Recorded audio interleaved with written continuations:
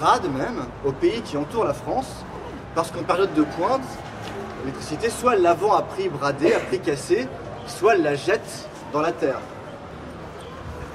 Si un pays en bout de réseau, disons, n'a plus d'électricité du tout, vous imaginez bien les problèmes que ça va créer. Donc peut-être vous pensez juste à votre télévision qui s'éteint.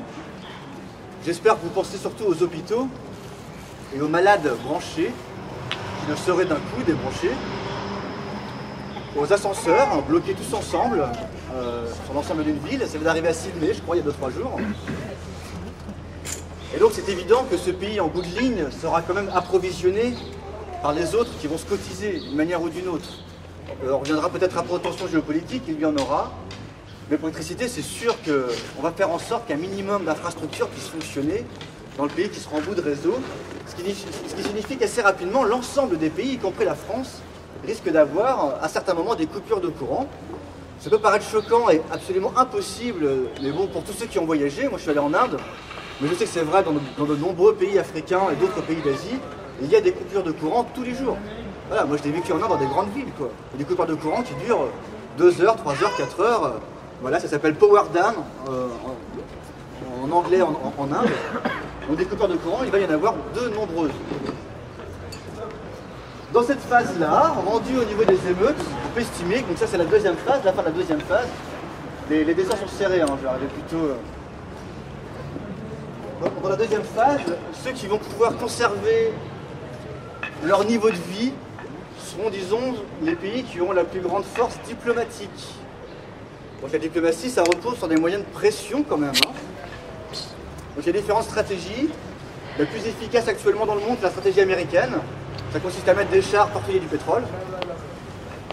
Une stratégie militaire, donc à coloniser les pays producteurs de pétrole pour se préparer et pour être ceux qui vont bénéficier encore de réserves importantes de pétrole, d'une part de production importante de pétrole dans le monde. Donc j'appelle ça la phase diplomatique. Ça, c'est actuellement la répartition de la consommation de pétrole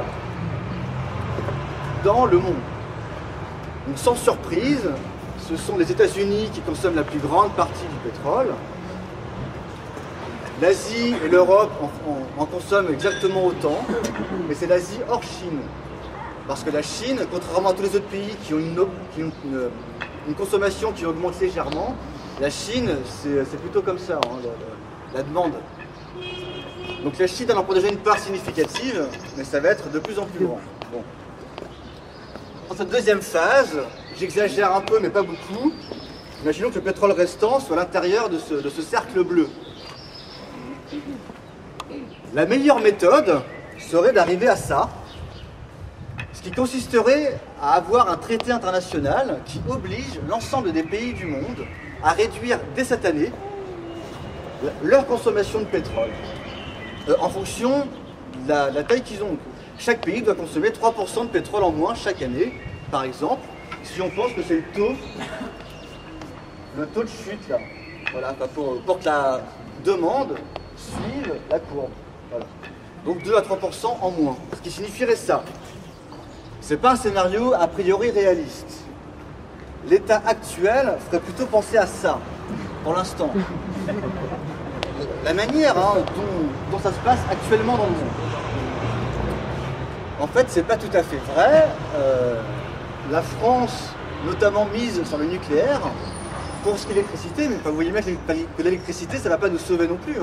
Ce n'est qu'une application. Donc plus sérieusement, peut-être on aurait quelque chose comme ça, un truc, voilà, par là quoi.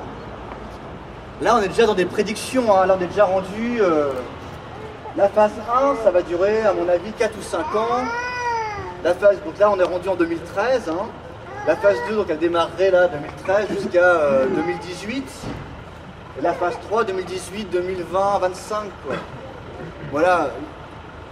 On pourrait dire que la décennie de tous les dangers, c'est 2010-2020. Ça va aller si vite que ça. Et ensuite, à partir de 2025, on sera de toute façon déjà dans la phase 4. Donc tout ce que je vous explique là, en fait, c'est une transition. Parce qu'on peut aussi dire, déjà entre maintenant et 2018, qu'avec ce chômage de masse, cette dépression, ces coupures de courant, la chute des rendements agricoles, et donc l'ensemble de toutes ces utilisations qui vont donc devenir plus chères pour nous, qu'au fur et à mesure que les prix vont monter, on va s'organiser autrement. Donc là j'ai mis une petite éolienne. C'est pas du tout la stratégie française, hein. Mais c'est aussi pour dire qu'en alternative à tout ça, voilà, des AMAP vont se créer, des panneaux solaires, on va s'équiper, on va faire ce qu'on peut. Je vais lister après, à la fin de la conférence, tout ce qu'on peut faire. Hein? En tout cas, on va quand même s'organiser. Pour les USA, ça va être très difficile, parce que les USA et l'Australie sont les deux seuls continents, les deux seules civilisations qui se sont construits avec le pétrole, contrairement à tous les autres.